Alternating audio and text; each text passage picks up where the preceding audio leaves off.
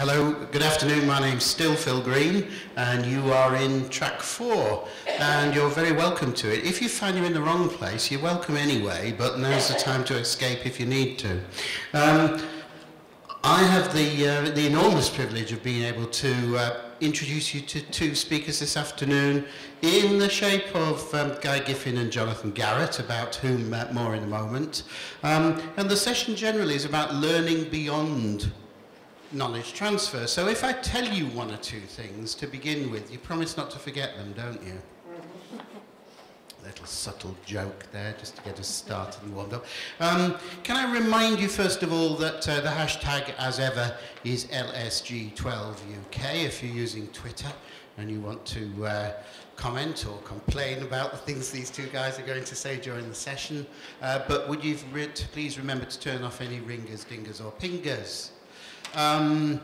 Let's start by my introducing Jonathan, who's large as life sitting over there.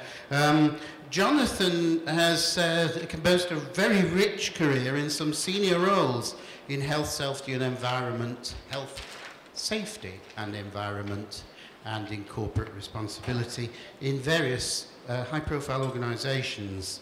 And then Jonathan Garrett took a lead role in the development and launch of Balfour Beatty's 2020 Sustainability Vision and Roadmap for its global operations. Jonathan has over 20 years of experience in corporate environmental management and sustainability. He joined Balfour Beatty, which of course you've heard of, multinational infrastructure services group, in 2008 as Group Head of Environment. Let me welcome you now, Jonathan. Thank you, Phil.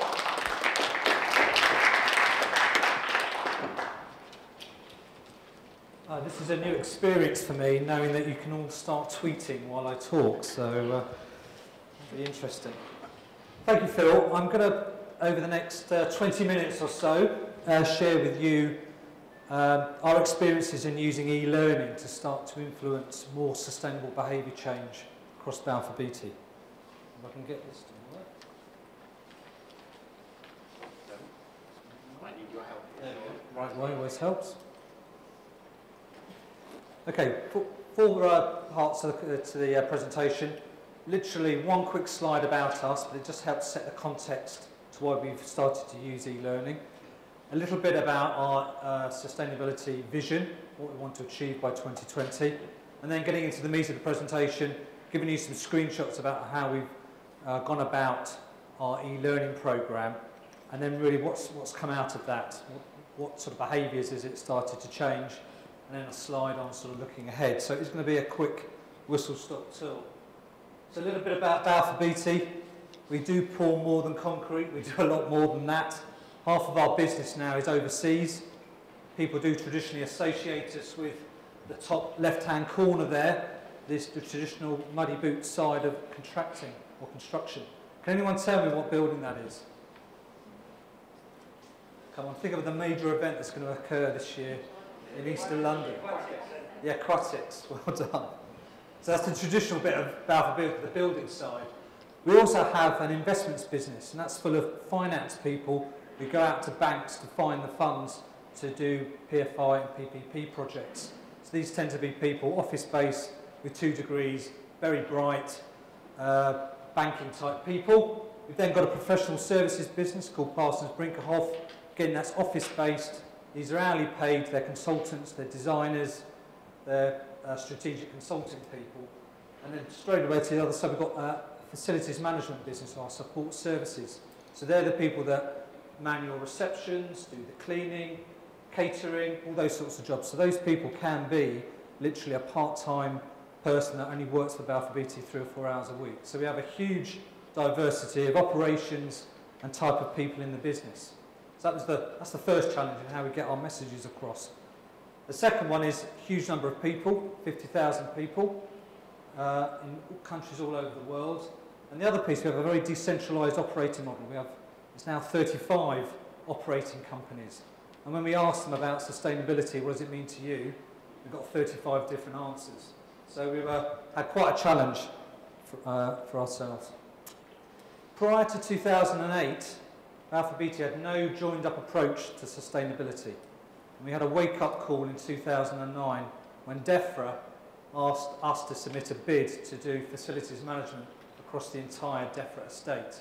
And there was a huge amount of sustainability in that bid, and we weren't into panic stations. We had no joined-up approach. So Ian Tyler, the Group Chief Executive, tasked my boss, who's Mike Peasden, who heads up our construction business, to establish a worldwide strategy, not just in the UK, but across all of our operations. And we produced that strategy in 2009.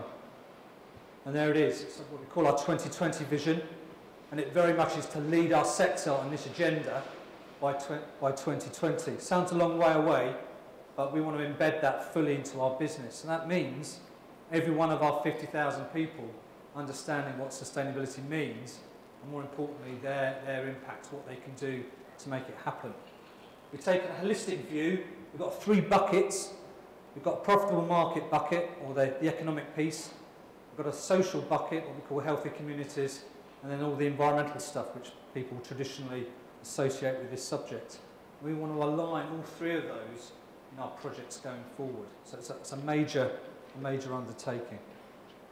So we have some sort of sustainability misconceptions. I'll put a few on the slide there before we went about our engagement programme.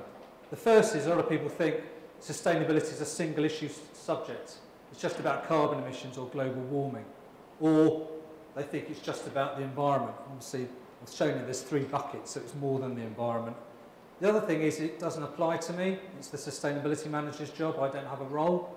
We have a particular strapline around all of this is sustainability, a collective responsibility. We want everyone to play a role, no matter how small that might be.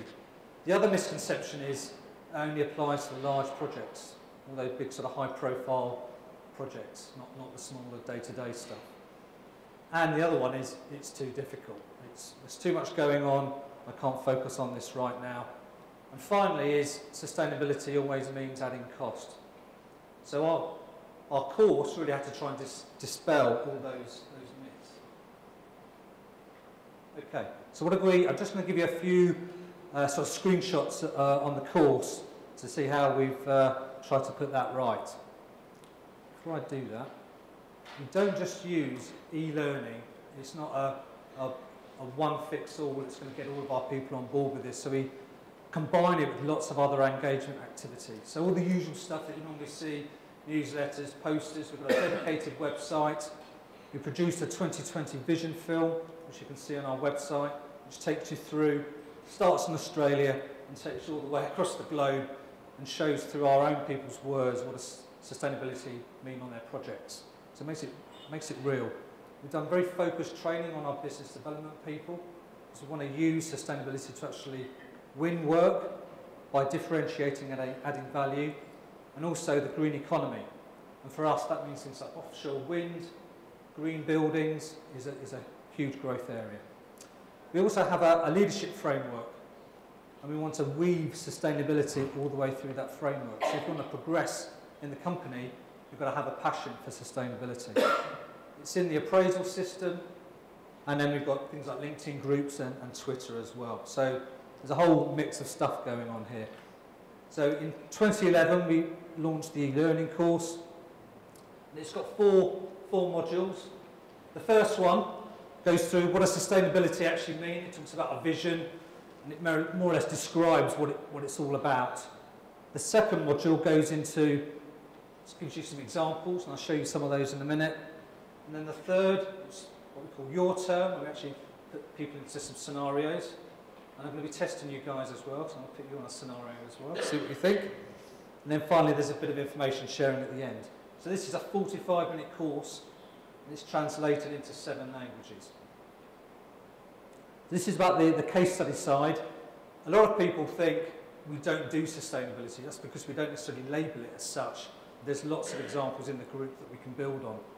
So our challenge, we've got that big group, very diverse. How can we come up with case studies that capture Balfour Beatty in an essence? So we try to do it around 6 case studies. So we've got the aquatics, we've got a community project in the USA where we operate military housing on 44 bases. There's a project in Hong Kong, there's one in Australia, right the way down to a joint venture business in the UK, which is Romac, which is a little bit more in a minute. So when people take this course, they can click on, we suggest they do at least 2 case studies. I mean, this is what we're trying to use to dispel the myth. So when you're on the course, you click this play animation button, and these jigsaws, they all marry up, and it talks about things like cost savings.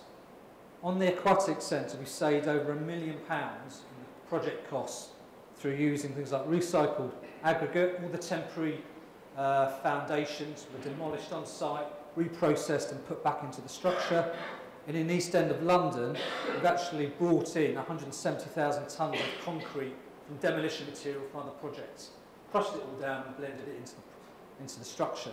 That saves a lot of money. So first myth, it doesn't say, yes it does, if you get it right. Romac is a joint venture business, a facilities management business we have with Royal Mail. So we do all the FM for all the Royal Mail sorting offices around the country. And this is an example where we've got some vehicle tracking software that actually monitors driving behaviour.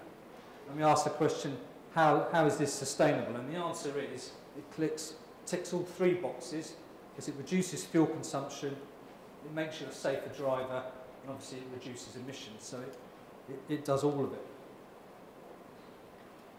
Right, we're going to go into the next bit of the course when we actually put people in some scenarios and give them some, just to test their sort of understanding. And we give them pick 1 out of 3. There's a design scenario, so this is particularly aimed at our people in Parsons Brinkerhoff. We've got an office scenario, so anyone in the back office, whether it's an HR or an administrator, that's probably for them. And then you've got the more muddy boots side on site. So, this is one for you. You can read all that, but I'll read it out for you. So you, as someone taking the course, imagine you're the project manager on a railway project. And your task is to construct an embankment, and you'll need 300,000 tonnes of material, which must be transported to site by road. Okay, so you've got to get 300,000 tonnes of material to site to build an embankment, and you've got 3 options to consider. The first one is to purchase clean soil from a supplier based 40 miles away. The second is to use surplus soil from another Balfour Beatty site, 200 miles away.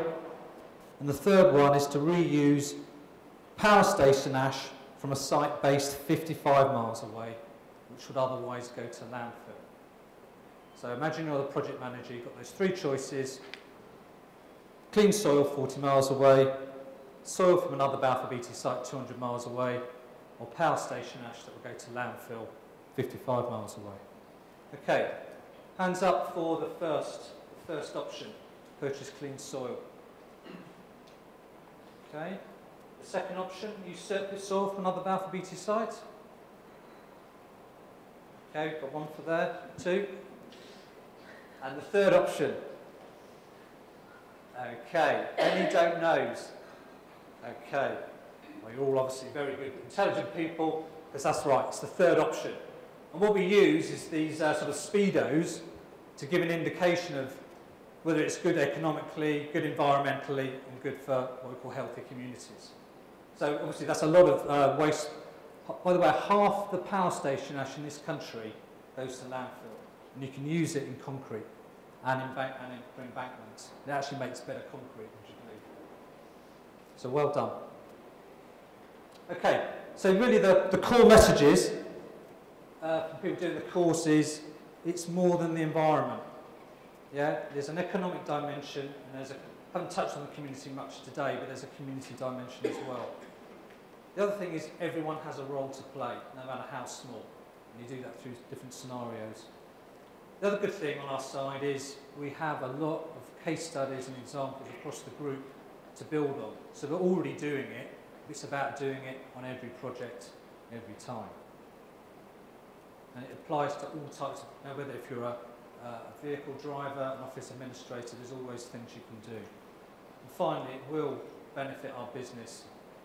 Customers will increasingly want to purchase from companies that have a sustainable approach. Okay, so that was the course. It was rolled out in the beginning of last year. So we've had about, I'm going to give you data to the middle of November last year. And one of the things we've asked is there's 5 questions at the end of the course. So when you've gone through the course. So if you look on the charts here, we asked 5 questions, and if you strongly agree with the statement, it's in the orange. If you agree, it's in the red, going all the way down to strongly disagree in the purple. And one thing for me, it's come out, we've been really encouraged that all those questions that we've asked, we've had sort of over 95% either strongly agreeing or agreeing with the statement. For example, do we have a strong sustainability agenda? Do I understand how I can make a contribution? So that's been really, really pleasing. The course also has an optional element to it. And how do we know we've actually engaged people? And there's an optional piece of the course where you can make a pledge, a personal pledge to change your behaviour. And there's 10 pledges in each bucket of the 3 buckets, so there's 30 pledges. Okay, so there's 15,000 people have done this course around the world in a variety of different languages. So how many pledges do you think we've got from those 15,000? Remember, it's voluntary, you don't have to put these in. Anyone brave enough to put their hand up and have a guess? How many? 5,000. 5,000. Suck in the bidding one. 12,000. Any advance on 12,000? Okay. 15,000 people. We had 60,000 commitments. So, on average, they've made more than 1 commitment each. Which, to us, really sort of said it's been an engaging course. And we've got not quite an even split, about just under half is for environment. And importantly, we've got about a third on the profitable markets area and about a quarter on the healthy communities. So for us, that was really pleasing. And what were those commitments? I've just given you here the top 10. I suppose no surprises, the environmental ones were the most common. So things like using WebEx and video conferencing, in preference to travel, your recycling, driving more fuel efficiency, those sort of things are in there. They're things everyone can do. But for me, the ones I was particularly pleased with is the ones there in the blue. And this is about whole life cost procurement. So you're not buying things on just the upfront cost. It's the value or the cost of a product over its long term. So for example, if you're buying some plant or energy plant for a building, you're going for the most energy efficient. It might be more expensive to purchase initially, but over its lifetime it will save you money through lower bills. So that's a really key thing to move forward. We want people to promote our vision internally and externally. So we've got about 2,500 commitments to that. And very importantly, there's about 2,500 people there that said they actually want to promote sustainability with our customers, because we can offer our customers more sustainable options. So we were really encouraged by that. Now the real test for us is whether what I call our numbers really change. So do we generate less waste? Do we use less energy? Do we use more responsible materials? And we're putting all of our data together for our sustainability report for the end of 2011. So in a few weeks' time, we'll actually get to see whether the data coming through is actually showing whether we're going in the right direction. So my last slide, just sort of the year ahead, what are we going to do in terms of continuing this engagement piece? We've done about 15,000 people. We have about 30,000 in the organisation that have access to a computer. So about halfway through that population. We'll get through everybody else. Not everyone has access to a computer. About 20,000 are purely site-based. So there is an offline version of the course, or a toolbox talk version. So they'll go through it. And we are looking at our procurement people. That is lots of, I'm talking about quantity surveyors, estimators, project managers. they procure things. All of our impacts are in our supply. A large number of our impacts are in the supply chain. So we want to engage our procurement community in getting them to understand the roadmap and also to actually change their behaviour. So it's not just e-learning, it's going to be knowledge sharing, recording what they're doing. They've actually got to do sustainable procurement to pass the course. So we're actually working on that course right now. And we've started some webcasts as well. I don't know if you've seen these now, but it's you get your bit of video in the corner. You've then got a load of links here, so you can click onto videos. So there's a video there to the Aquatic Centre and the 2020 Vision Film, and then there's slides. Now, this technology allows you to record, to find out which bits of your little presentation people are really interested in, so it gives you like a hit rate. So that's something we've literally just tried at the end of last year, and it was pretty successful. So we're going to continue to explore different technologies and adopt a more holistic approach to getting people to change their behaviour. Thank you for listening. I think I'm 20 minutes.